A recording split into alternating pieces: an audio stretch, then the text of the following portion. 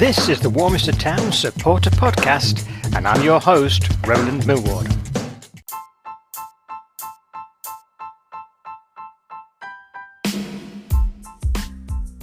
Well, coming up in episode 22 of the Warminster Town Football Club Supporter Podcast, we'll be taking a look at the thriller at Weymouth Street with a 3-3 draw against Wells City.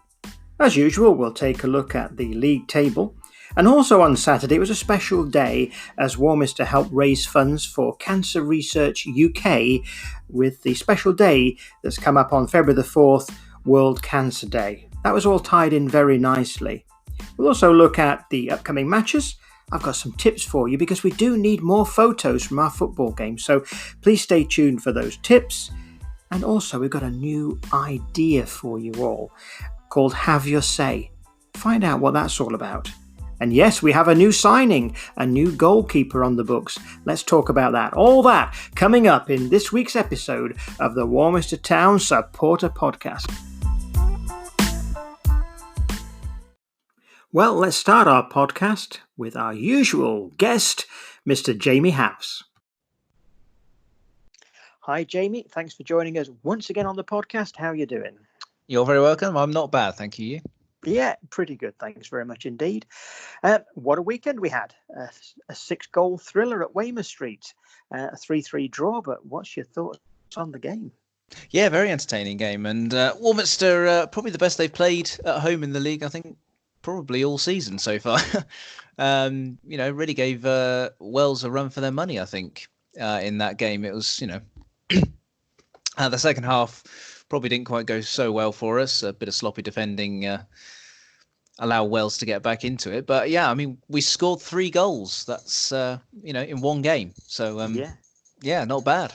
Not bad at all. And right from the off, we had that very early opportunity in the first minute that Tom Pawley put over the bar, unfortunately.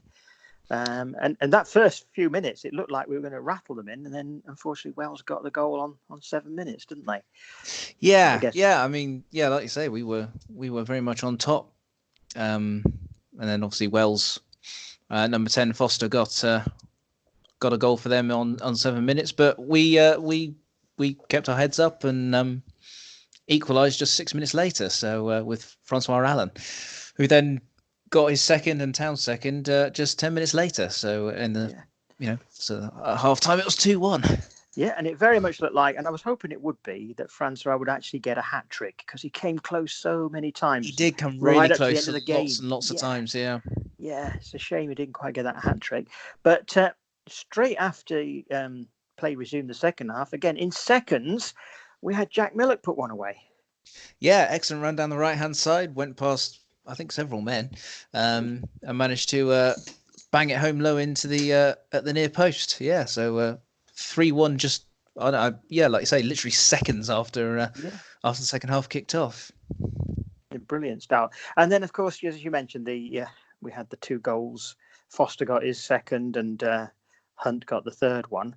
But it didn't look over then, did it? It was still a great game. I know both goalkeepers had to put off some good saves as well. But it looked like there was still more goals in it, even at 3-3. Oh, absolutely, yeah. It was a game that went right up to the final whistle. Town, I think fitness maybe was showing a little bit again towards the end of the game, especially in the back four maybe. Wells did get in behind us. I mean, their 2 goals in the second half, I think, got in behind us far too easily. But yeah, it went right down to the wire, and obviously Town had plenty of chances in the second half as well. So it wasn't like it was just all Wells in the second half. So no. Yeah, very entertaining game. It was a good game, and 107 there. It'd been nice to have had a few more because with that kind of level of football, I think more people would have appreciated it. But hey, we're back at home again in a couple of weeks' time, or just under now, as we record this podcast. So that's. But we've got a match coming up. We've got Oldham Abertonians. We'll just talk about them first, and then we'll have a look at the league table to see where they fit in with ourselves, etc. So, what do you think about Oldham Abertonians and their sort of run of form when you look at the result. We haven't played them yet this season because our match was postponed. So this technically would have been the second match, and we've got to play them at home a bit later on. Yes, yeah, I think the two games between them are fairly close. I think, yeah, we're playing them at home on the 4th of March. It's only like a month later we're playing them again at home. So, but yeah, they've had a reasonably good run of form lately. They had a home walkover in I think that's the Gloucestershire Cup. So that was a nice easy one for them. Then they lost 3-0 to Calne in the league. Then they beat Chipping Sodbury 4-0 in the Gloucestershire Cup as well, and they've also beaten Portishead and Hengrove in their last two games as well in the league. So they've picked up a few points in their last few games. Yeah, and they've been beaten Longwell Green Sports at Longwell back at 28th of December. So they've probably blown a bit hot and cold occasionally, but when they blow hot, they do well. So they do, yeah. They're not going to be a pusher. I believe earlier on in the season they were top of the league for a short time. So yeah, and they're just fallen away a little bit. But there you go. So we've got to face them. Just in the league tables, they're just above Warminster at the moment. So just take us through the 10th. Yeah, just take us through the tables then, Jamie, and just see where it all lies. Okie dokie. Well, Calne are top, Longwell are second, Sherborne third, Wells City, obviously who we drew with at the weekend, are fourth. Ashton and Backwell round out the top five. In the middle of the pack, Radstock are sixth, Corsham seventh, Lydiard are eighth, Wincanton are ninth, Oldland obviously are 10th. Cheddar are 11th, Lebec are 12th, we obviously are 13th, Portishead are 14th, they're slowly closing the gap on us. Hengrove are 15th, Almondsbury 16th, Welton 17th, Devizes 18th, Bishopston 19th, and obviously the Phones are still down there at the bottom. Oh dear, they're not moving very much, are they? They haven't moved for ages in point wise. Just looking at the Calne Town situation now, we've not had a sort of so far this season any one team start to pull away or anything, but Calne seem to be getting that gap now, don't they? They are, yeah. I mean, they're 5 points ahead of Longwell Green, who are in second. They also have a game in hand on them as well. So they're a point ahead. They've got a game in hand on second place as well. So yeah, they're starting to pull away a bit now. Yeah, looking strong, and so they've done really well. And then as we go down through, just thinking about Warminster Town.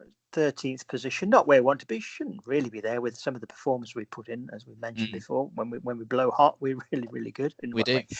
Currently on 26 points, and above us, say Oldham Abertonians who we play, they're in 10th, as you mentioned, with 32 points. But again, we've got the situation, they also have a couple of games in hand as well. So yeah, the teams ahead of us are starting to get to that point now where the middle of the pack has all been felt sort of fairly close until recently, but we're getting to that point now where sort of like the teams above us are starting to pull a bit of a gap now. So I mean that's 7 points I think, or 6 points off 10th place now off the top half of the team. That's only a couple of wins, but then of course results above you have to go your way as well. So we'll see. We'll see. I mean, there's still a fair few games to go yet. That's it. There's still time to build up on this season, get a little bit better position, but also start thinking about next season as well, really, isn't it? Moving on. You have to. I don't think we can be saying we've got a chance of winning the league now. I think that has gone. No.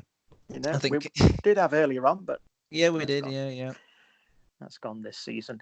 But say a little bit of a burst towards the end. Could just see it a little bit higher up, which would be nice to finish on a high. And then, as well as we always look forward to another season at some point, don't we? So that'd be good. So really, should be a good trip at Oldham. See how that goes. Hopefully, we will get a result down there. We've not done too badly in the past, if my memory serves correctly. No, I think we won away there last year. So. Yeah, so let's see what we do. And of course, we can bring it live on Periscope. So anybody who would like to watch, look us up on periscope.tv. Link is, of course, on the website warminstertownfc.com. So once again, Jamie, thanks very much for joining us today on the podcast. We look forward to seeing you at the weekend and reviewing Oldham Abertonians in the next podcast. Thanks very much. Take care. Well, what a day it was. Apart from the football on Saturday against Wells City, the club had also very generously offered it to be a special day to raise funds for Cancer Research UK. February the 4th is World Cancer Day. Now, since we don't have a football match on that day, what better opportunity but on the 1st of February to host a special event? And so the club have been very generous. They volunteers with their time in helping organise raffles and donation facilities. Also, the club's entire turnover from the refreshment cabin was handed over to Cancer Research the UK. We're looking forward to getting the totals that were raised on that day very shortly, and hopefully we'll put those out on the Facebook page for everyone. So thanks to everybody that came along, all those that donated and were very generous with their time and volunteering all around that event as well. We thank you very much indeed in helping support this great cause. Now, for those of you that were at the match against Wells City, or if you've read the match report and seen the players' names at the end of the report, you may have had a little surprise because there was a new name on the subs bench this week, and that is a gentleman by the name of Seb Tylek. Yes, we're pleased to welcome Seb Tylek to the club. Seb is a goalkeeper, and he has played at quite a high level. He was a Division 2 in Poland, and he has then came across to the UK and started his UK career at Frome. So we're very pleased to have Seb, and hopefully look forward to seeing him in goal in the first team in the near future. So it's all good that we need more goalkeepers. It's something you can't have too many of really available in the league we're in, because we've seen all too often when you don't have a goalkeeper and you have to put one of the outfield players in goal, as best as they try, it can be very difficult. So welcome, Seb, and I'm sure we all look forward to seeing him play. Would you like to have your say? Your say about what? Well, Warminster Town Football Club. We're looking for the fans to get more involved in the podcast, to be able to talk about Warminster Town Football Club. Now, we can record an interview with you. It's not going to be live, so it doesn't matter if there's mistakes. We can start again if necessary. But just to get your thoughts on various elements of Warminster Town. It could be what you thought about the match that you've just been to. You may wish to praise the volunteers and the hard work that goes into the club. You may have some suggestions to make things better. Whatever it is, let's have your say about Warminster Town Football Club. If you'd like to get in touch with me, use the email wtfcsupporter@icloud.com. I'll just repeat that for you. wtfcsupporter@icloud.com. You can also use the Anchor app if you listen to the podcast on Anchor and hit the reply button and send me a message, leaving your contact details so that we can get in touch.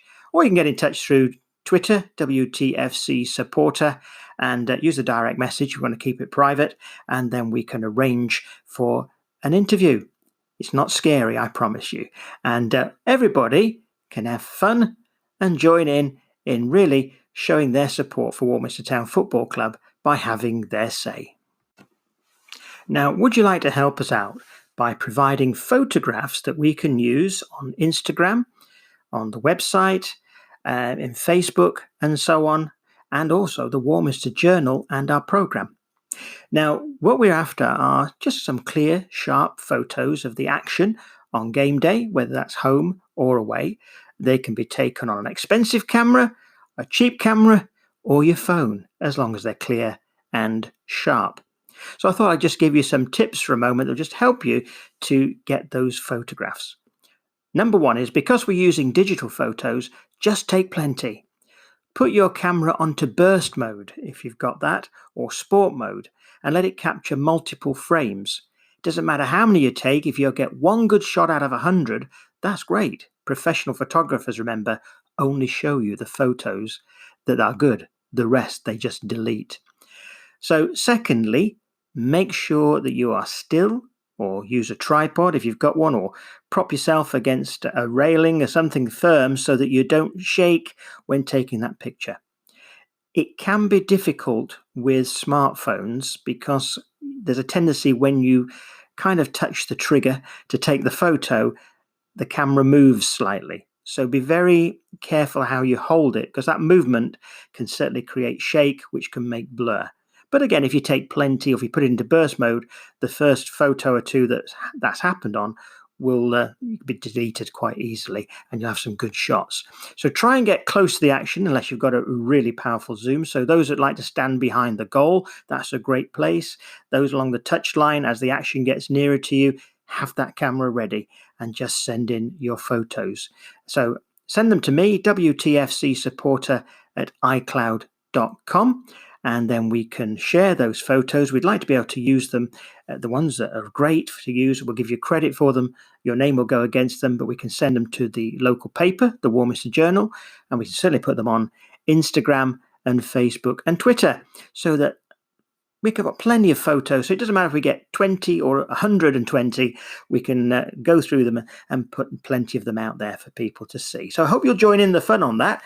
And of course, any age group is welcome. Bring your kids, give them a camera, get them interested in football by taking photographs. It might be the start of a great career for them. You never know. So thank you for all those that will take part in this. I'm sure it's going to be great. Please do give your support. Thank you. Thank you for listening to the Warminster Town Football Club Supporter Podcast. It's great that you've been here, and I do hope that you will subscribe to this podcast, and I look forward to speaking to you again in the future.